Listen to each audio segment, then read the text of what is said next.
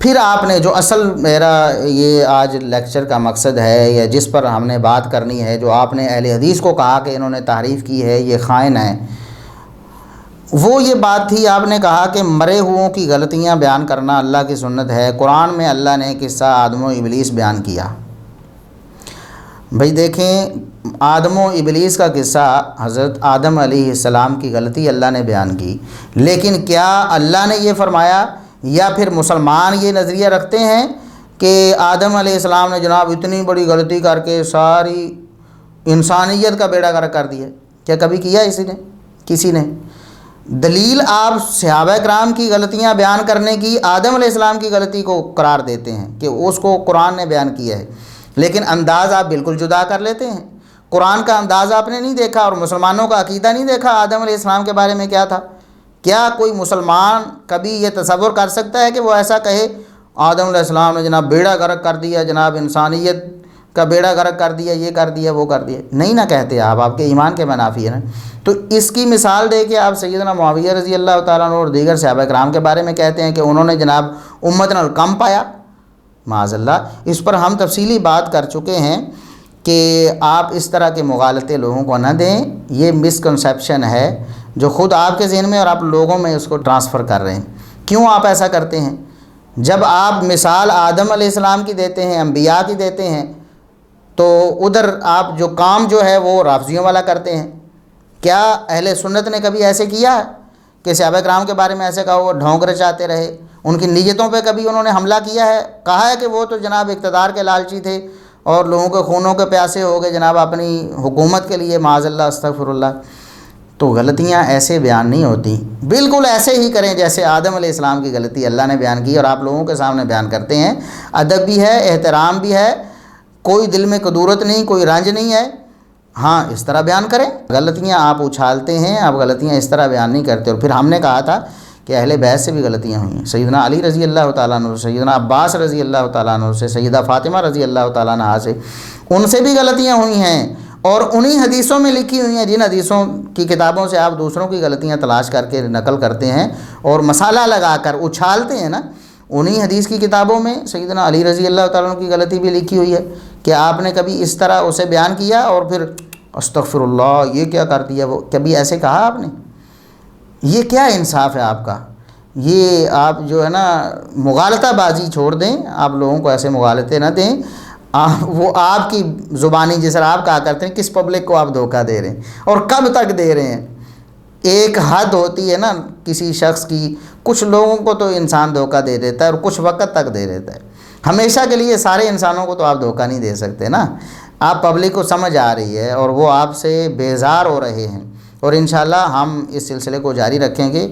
اور آپ کی یہ جو جہالتیں ہیں اور آپ کی جو خیانتیں ہیں اور آپ کی جو زبان درازیاں ہیں اور آپ کی جو گستاخیاں ہیں صحابہ کرام کی شان میں، ہم ان لوگوں کے سامنے بیان کرتے رہیں گے. اب وہ آیت ہے جس کے بارے میں آپ نے کہا کہ قرآن نے کہیں منع نہیں کیا کہ پرانے لوگوں نے جو غلطیاں کر لیں وہ ہو گئیں، تم سے ان کی غلطیوں کے بارے میں نہیں پوچھا جائے گا. آپ نے کہا کہ اصل میں تو ترجمہ ہی یہ تھا کہ پرانے لوگوں نے، انبیاء نے، صلحاء نے جو نیکیاں کر لی ہیں وہ تمہارے کام نہیں آنے والی ہیں اور تم سے ان کے بارے میں سوال نہیں کیا جائے گا، تم سے تمہاری نیکیوں کے بارے میں سوال کیا جائے گا. لہٰذا اس کا ترجمہ یہ کرنا کہ پرانے لوگوں کی نیکیاں بھی ان کے لیے اور ان کی برائیاں ان کے لیے، تم سے ان کے بارے میں سوال نہیں کیا جائے گا. یہ برائیوں کا تذکرہ کرنا آپ نے کہا یہ خیانت ہے. آپ نے کہا کہ میں بھی یہ سمجھتا تھا، یہ تو امت کو انہوں نے گمراہ کیا ہوا تھا، وہ تو جناب اسحاق جھالوی صاحب کا بھلا ہو، انہوں نے مجھے یہ بات سمجھا دی. دیکھا کتنا بڑا دھوکہ دیا انہوں نے. تعریف کی ہے قرآن کے اندر ان علماء نے، اور یہ آج کے اہل حدیث علماء نہیں، پرانوں نے بھی یہ تعریف کی ہے. یہ تو اللہ بھلا کرے مولانا اسحاق صاحب کا، جب میں نے ان سے 40 کوسچنز کیے اس وقت تک میں بھی یہ سمجھتا تھا. تو انہوں نے جب یہ عربی لنگوسٹک کا میرا تو صرف دھیان نہیں گیا، میں نے کہا اتنی بڑی تعریف پیچھے تک. یہ سارے مولوی یہ حرکتیں کرتے ہیں. اسحاق جھالوی صاحب کی تصویر آپ کو منظور ہے اور اس پر آپ بنیاد بنا رہے ہیں اور ہمیں خیانت کا مرتکب کہہ رہے ہیں اور ہمیں کہہ رہے ہیں کہ ہم نے تعریف کی ہے اسحاق جھالوی صاحب کے پیچھے چل کے، جن کے بارے میں ہم اللہ کے فضل و کرم سے بڑی تفصیل سے بتا چکے ہیں کہ صحابہ کرام کے بارے میں ان کا نظریہ کیا تھا. وہ کہتے تھے چند ایک صحابہ کرام ہیں جن سے اللہ راضی ہوا، ساروں سے تھوڑا راضی ہوا ہے. یہ رافضیوں کا نظریہ، خالص رافضیوں کا نظریہ ہے صحابہ کرام کے حوالے سے، کہ چند ایک صحابہ کرام اللہ کے پسندیدہ تھے، اللہ ان سے راضی ہوا، باقیوں سے نہیں ہوا۔ اسی طرح وہ تو سیدنا عثمان رضی اللہ تعالیٰ عنہ پر بھی تان کرتے ہیں اور غصے سے لال پیلے ہو جاتے ہیں ان کے ذکر پہ، اور ایسی ایسی گستاخی اور توہین کرتے ہیں، ہم نے لوگوں کے سامنے پیش کر دی اللہ کے فضل و کرم سے۔ اور تو اور سیدنا علی رضی اللہ تعالیٰ عنہ کو معاف نہیں کیا انہوں نے، ان کے قاتل کی تعریف کی ہے، کہتے بڑا اچھا تھا، بڑا نیک تھا جناب، اس کی اجتہادی غلطی ہے، اور آپ کے نزدیک آپ کو بھی پتہ ہے اجتہادی غلطی پہ ایک اجر ملتا ہے۔ تو اسحاق جالوی کے بقول معاذ اللہ استغفر اللہ، وہ جو لعنتی تھا عبد الرحمن بن ملجم جس نے سیدنا علی رضی اللہ تعالیٰ عنہ کو شہید کیا، آپ کے بقول اس کو ایک اجر ملا، معاذ اللہ استغفر اللہ۔ تو یہ اسحاق جالوی صاحب تھے، آپ نے ان کے کہنے پہ قرآن کریم کی جو تفسیر ہے مفسرین نے کی ہے، اور میں آپ کو بتاؤں گا کہ 300 سال والے جو سلف صالحین ہیں وہ اس کی تفسیر کیا کرتے رہے ہیں اور آپ کیا کرتے ہیں۔ بہرحال آپ نے ایک دلیل دی، آپ نے کیا کہا؟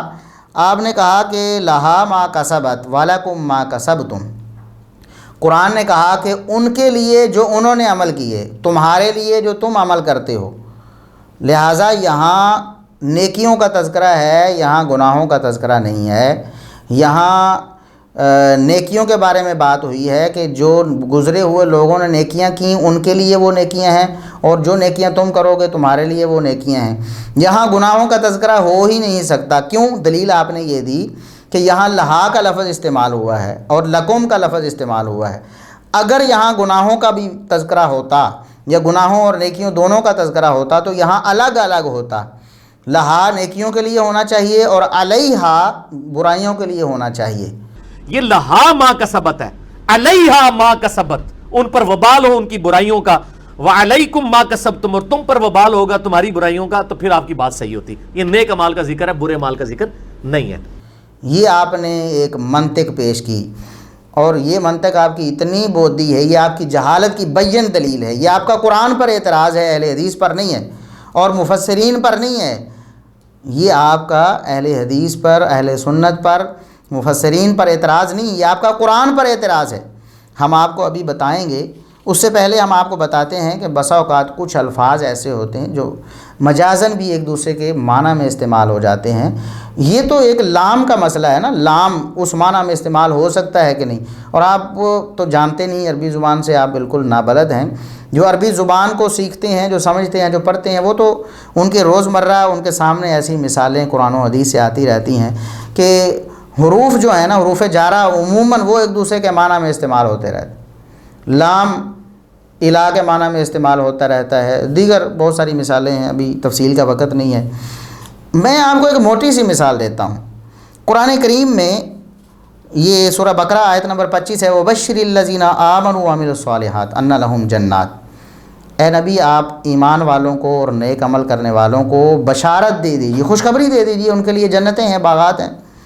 اسی طرح سورہ بقرہ کی آیت نمبر 155 میں ہے، وَبَشِّرِ الصَّابِرِينَ، صبر کرنے والوں کو آپ خوشخبری دے دیں۔ سورہ بقرہ کی آیت نمبر 223 میں ہے کہ وَبَشِّرِ الْمُؤْمِنِينَ، مومنوں کو آپ خوشخبری دے دیں۔ اسی طرح سورہ حج کی آیت نمبر 37 ہے، وَبَشِّرِ الْمُحْسِنِينَ، آپ احسان کرنے والوں کو، نیکی کرنے والوں کو خوشخبری دے دیں۔ اسی طرح وَبَشِّرِ الْمُخْبِتِينَ بھی سورہ حج میں ہے، اور دیگر مقامات پر بشارت جو ہے، خوشخبری جو ہے، وہ نیک لوگوں کو دی جاتی ہے، برے لوگوں کو نہیں دی جاتی۔ لیکن قرآن کریم میں ہی اس بشارت کے لفظ کا اطلاق جو کافروں کے لیے بھی ہو گیا، جیسا کہ اللہ تبارک و تعالیٰ نے قرآن کریم میں ہی یہ ارشاد فرمایا، وَبَشِّرِ الَّذِينَ كَفَرُوا بِعَذَابٍ أَلِيمٍ، کہ کافروں کو دردناک عذاب کی خوشخبری دے دیجئے۔ اب یہ دیکھیں لفظ بشارت کا ہے، وہی وبشر، وہی مومنوں کے لیے، وہ محسنوں کے لیے، وہی کافروں کے لیے، لیکن یہاں معنی بالکل الٹ ہو گیا ہے۔ بشارت کا معنی یہاں نہیں ہے عذاب علیم کی بشارت ہوتی ہے یا دھمکی ہوتی ہے یا وعید ہوتی ہے۔ لفظ تو وعید کا ہونا چاہیے تھا نا، لفظ تو دھمکی کا ہونا چاہیے تھا، لفظ انذار ڈرانے کا ہونا چاہیے تھا، لیکن اللہ تبارک و تعالیٰ نے استعمال کر دی یہ لغت عرب، بلکہ ہر لغت میں بسا اوقات ایسے ہو جاتا ہے، عربی لغت میں تو یہ عام بات ہے کہ ایک لفظ دوسرے لفظ کے معنی میں استعمال ہو جاتا ہے، بلکہ بالکل الٹ معنی میں استعمال ہو جاتا ہے۔ وَبَشِّرِ الَّذِينَ كَفَرُوا بِعَذَابٍ أَلِيمٍ، کافروں کو عذاب علیم کی خوشخبری دے دو، اس کا کیا مطلب ہے؟ تو یہ جو حروف جارہ کا ایک دوسرے کے معنی میں استعمال ہو جانا، یہ علماء لغت نے لکھا ہے کہ یہ لام کے معنی، لام جو ہے یہ بسا اوقات الہ کے معنی میں بھی استعمال ہو جاتا ہے، اور اس کی مثال قرآن کریم میں موجود ہے۔ یہی بات جو آپ نے کی ہے نا کہ اگر یہاں گناہوں کا تذکرہ ہوتا یا یہاں گناہ معنی کیا جا سکتا ہوتا یا غلطیاں معنی کیا جا سکتا ہوتا کہ لہا ما کسبت، جو غلطیاں پچھلوں نے کی ہیں ان کا وبال ان پر ہے، اگر ایسا ہوتا تو الا ہونا چاہیے تھا، لہا نہیں ہونا چاہیے تھا۔ یہی آپ کا استدلال تھا، یعنی الا ہونا چاہیے تھا اگر غلطیوں کا بیان ہے تو۔ غلطیوں کے بیان کے لیے لام کا استعمال آپ نے کہا غلط ہے۔ ہم آپ کو قرآن کریم ہی پڑھاتے ہیں مرزا صاحب۔ یہ ذرا آپ سورۃ الاسراء آیت نمبر 7 تو نکالیں، ذرا آپ نکال کے ذرا دیکھیں ٹھنڈے دماغ سے، تعصب کی پٹی کو ہٹا کر، اللہ تبارک و تعالیٰ سے ہدایت کی طلب کر کے، اکیلے بیٹھ کر اللہ سے ڈر کر آپ نے یہ آیت نکالنی اور اس کا ترجمہ آپ نے پڑھنا ہے اور الفاظ پہ غور کرنا ہے۔ اللہ تبارک و تعالیٰ نے کیا ارشاد فرمایا؟ ان احسنتم احسنتم لانفسکم، اگر تم نیکی کرو گے تو نیکی کرو گے اپنی جانوں کے لیے، اپنی جان کے لیے ہی نیکی کرو گے نا۔ وَإِنْ أَسَأْتُمْ فَلَهَا، اور اگر تم برائی کرو گے، اگر تم غلطی کرو گے تو اپنی جان کے اوپر ہی اس کا وبال ڈالو گے نا۔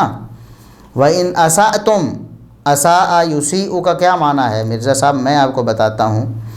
اساء یسیء، اساءتن کا معنی ہوتا ہے برائی کرنا، غلطی کرنا۔ ایک ہے احسان، احسن یحسن احسان۔ ان احسنتم، اگر تم احسان کرو یعنی نیکی کرو تو نیکی کا فائدہ لانفسکم، تمہاری جانوں کے لیے۔ وَإِنْ أَسَأْتُمْ، اور اگر تم برائی کرو، اگر تم غلطی کرو تو اس کا نقصان لہا، لہا علیہا نہیں مرزا صاحب، علیہا نہیں، اللہ کے لیے آپ کا یہ میدان نہیں ہے مرزا صاحب۔ آپ انجینئر ہیں، آپ اس میں خدمات سر انجام دیں نا، انجینئرنگ میں آپ کا وہ میدان ہے۔ آپ اگر کوئی دین کی بات کرنا چاہتے ہیں، علماء حق سے رہنمائی لیں، آپ ان کے پاس بیٹھیں، ان کو فون کریں، میں یہ بیان کرنا چاہتا ہوں، اس کا مطلب اور معنی مفہوم کیا ہے۔ اگر آپ اس طرح خود سر ہوں گے اور اپنے ذہن میں جو بات آئی وہ کرتے جائیں گے تو آپ گمراہ ہو جائیں گے مرزا صاحب۔ بہت ساری گمراہی میں آپ چلے گئے ہیں، آپ مزید آگے چلے جائیں گے۔ ہم آپ کو اللہ کا واسطہ دیتے ہیں، ہم آپ کے خیر خواہ ہیں، آپ کے بدخواہ نہیں ہیں، ہمیں آپ سے کوئی ذاتی دشمنی نہیں ہے۔ اللہ تبارک و تعالیٰ جانتا ہے، ہمارے دل میں آپ کی ہدایت کی طمع ہے، آپ کی ہدایت کی لالچ ہے۔ اللہ تبارک و تعالیٰ اس بات پر گواہ ہے اور شاہد ہے، ہماری آپ سے کوئی ذاتی عداوت اور دشمنی نہیں ہے کہ جو ہم نکالتے ہیں آپ کو جناب بدنام کرنا چاہتے ہیں یا آپ کو ڈی ویلیو کرنا چاہتے ہیں لوگوں کے نظروں میں۔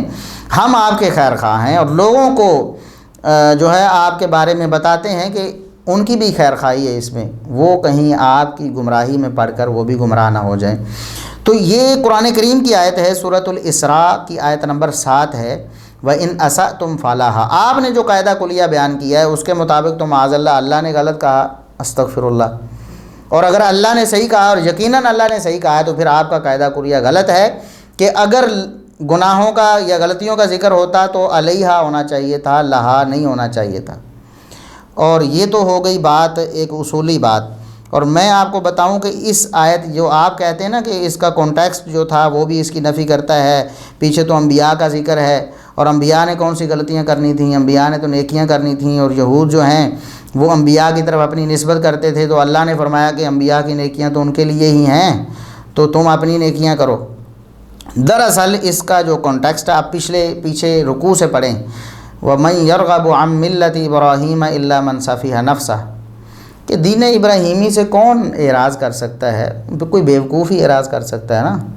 تو وہاں اللہ تبارک و تعالیٰ نے وہاں سے شروع کیا کہ مشرکین مکہ نے دین ابراہیمی سے اعراض شروع کر دیا تھا، اور جو باتیں انہوں نے اپنی طرف سے گھڑی تھیں وہ دین ابراہیمی بنا کر لوگوں کو بتانا شروع کر دیا اور کہنا شروع کر دیا کہ یہ ملت ابراہیمی ہے۔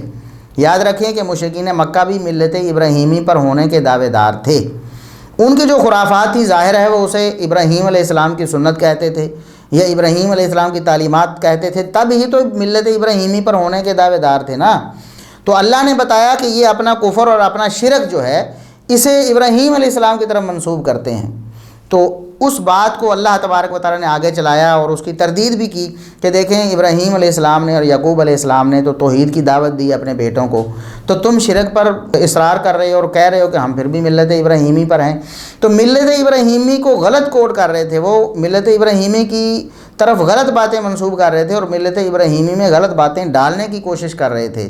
تو اللہ تبارک و تعالیٰ نے اس کانٹیکسٹ میں پھر فرمایا کہ اگر تمہاری بات مان لی جائے، حالانکہ حقیقت اللہ نے بیان کر دی ایسے نہیں ہے، اگر تمہاری بات مان بھی لی جائے کہ معاذ اللہ بالفرض والمحال کہ ابراہیم علیہ السلام یا ان کی اولاد جو ہے انہوں نے تمہارا عقیدہ جو تم نے ابھی اپنایا ہوا ہے وہی ان کا عقیدہ تھا، معاذ اللہ وہ گمراہی پر تھے، وہ شرک پر تھے، تو ان کا معاملہ ان کے ساتھ ہے نا، تم سے تو تمہارے بارے میں پوچھا جائے گا۔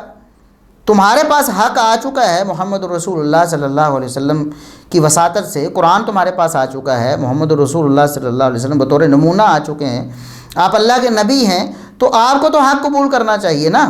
انہوں نے جو نیکیاں کی ہیں وہ بھی ان کے لیے ہیں، اگر انہوں نے معاذ اللہ تمہارے بقول کفر اور شرک کیا ہے، تم اپنے کفر اور شرک کو ان کی طرف منسوب کرتے ہو، اگر ایسا ہے تو اس کا نقصان بھی انہیں ہی ہونے والا ہے نا۔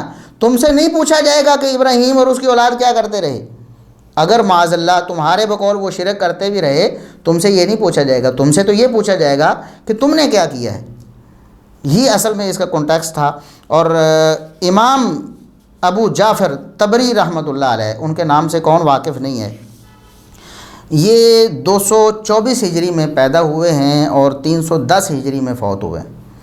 224 سے لے کر یعنی 76 سال انہوں نے تیسری صدی ہجری میں گزارے ہیں اور چوتھی کے شروع میں فوت ہو گئی۔ یہ تیسری صدی ہجری کے امام ہیں۔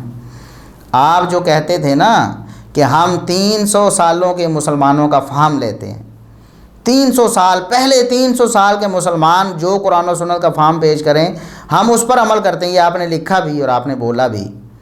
تو پہلے 300 سال کی گارنٹی نبی صلی اللہ علیہ وسلم نے خود دی ہے۔ ہمارے اصل اسلاف کون ہے، ہمارے اصل بزرگان دین کون ہے، پہلے 300 سال۔ اب آپ کو کہاں بھول گیا، ہم آپ کو بتائیں کہ اس کا جو ترجمہ ہے یا اس کی جو تفسیر ہے اس آیت کی، وہ امام ابو جعفر طبری رحمۃ اللہ علیہ نے کیا کی ہے، اور پھر کسی مفسر نے امام طبری رحمۃ اللہ علیہ کی تفسیر کو غلط نہیں کہا کہ انہوں نے تو غلط بیان کر دیا یا قرآن میں تحریف کے مرتکب ہو گئے۔ آپ کے بقول تو یہ تحریف تھی نا، جس کو آپ تحریف کہہ رہے ہیں وہ امام طبری رحمۃ اللہ علیہ نے نقل کی ہے۔ میں ان کے الفاظ آپ کو پڑھ کے سناتا ہوں۔ وہ فرماتے ہیں کہ وَلَا تُؤَاخَذُونَ أَنْتُمْ، اے مشرکو، اللہ فرماتا ہے مشرکو تمہارا مواخذہ اس بنا پر نہیں کیا جائے گا کہ ابراہیم، اسماعیل، اسحاق، یعقوب اور ان کی اولادیں کیا کرتے رہے ہیں، فَيَكْسِبُونَ مِنْ خَيْرٍ وَشَرٍ، وہ اگر خیر کے ساتھ شر بھی کرتے رہے ہیں، غلطیاں بھی اگر کرتے رہے ہیں، تم سے ان کی غلطیوں کا حساب نہیں لیا جائے گا، بلکہ لِكُلِّ نَفْسٍ مَا كَسَبَتْ وَعَلَيْهَا مَا اكْتَسَبَتْ، کیونکہ ہر جان نے جو نیکیاں کی ہیں اس کا فائدہ، ان کا فائدہ اسے ہوگا، جو برائیاں کی ہیں ان کا نقصان اسے ہی ہوگا۔ یہ تفسیر امام ابو جعفر طبری رحمۃ اللہ علیہ کی ہے، جو پہلی 300 صدیوں والے مسلمان ہیں اور امام المفسرین ہے، سب سے پہلی جو مکمل تفسیر اس انداز سے بڑی تفصیل کے ساتھ، اور پھر تفسیر بالمعصور یعنی قرآن کی قرآن کے ساتھ، پھر حدیث کے ساتھ، پھر صحابہ کرام، پھر تابعین، پھر تبع تابعین کے اقوال کے ساتھ جو کی ہے وہ امام ابو جعفر طبری رحمۃ اللہ علیہ نے کی ہے، اسی لیے انہیں امام المفسرین کہا جاتا ہے۔ تو اہل سنت کے بہت بڑے امام ہیں وہ، تو انہوں نے یہ بات لکھی ہے۔ اب آپ کا فتویٰ چلا گیا نا سلف صالحین پر، تو ہم نے بتایا کہ اہل حدیث پر جو آپ فتویٰ لگائیں گے نا وہ سلف صالحین پر جائے گا۔ اہل حدیث تو کوئی بات ایسی کہتے ہی نہیں جو سلف صالحین کے خلاف ہو، ان کے فہم کے خلاف ہو، تو سلف صالحین کا فہم یہ ہے۔ پھر آگے وہ لکھتے ہیں کہ وَزَعَمُوا أَنَّهُمْ كَانُوا هُودًا أَوْ نَصَارَىٰ، یہودیوں اور عیسائیوں نے اپنے طور پر یہ گمان کیا کہ ابراہیم علیہ السلام اور ان کی اولاد وہ یہودی تھے، یہودی سمجھتے تھے کہ وہ یہودی تھے، عیسائی سمجھتے تھے کہ وہ نصارہ تھے۔ یہ ان کا گمان باطل تھا کہ انہوں نے ایک جرم کی نسبت ان کی طرف کر دی۔ یہودیت تو ایک جرم تھا نا جو انہوں نے بنایا ہوا تھا، تو انہوں نے سمجھا کہ یہی جرائم ابراہیم علیہ السلام کرتے تھے، اس لیے ہم ان کی ملت پر ہوتے ہوئے یہ کرتے ہیں۔ تو فَكَذَبُوا، انہوں نے جھوٹ بولا، انہوں نے جھوٹ بولا ابراہیم علیہ السلام نے اور دیگر انبیاء نے اور ان کی اولادوں نے ایسا کفر اور شرک نہیں کیا، غلطیاں نہیں کی ہیں۔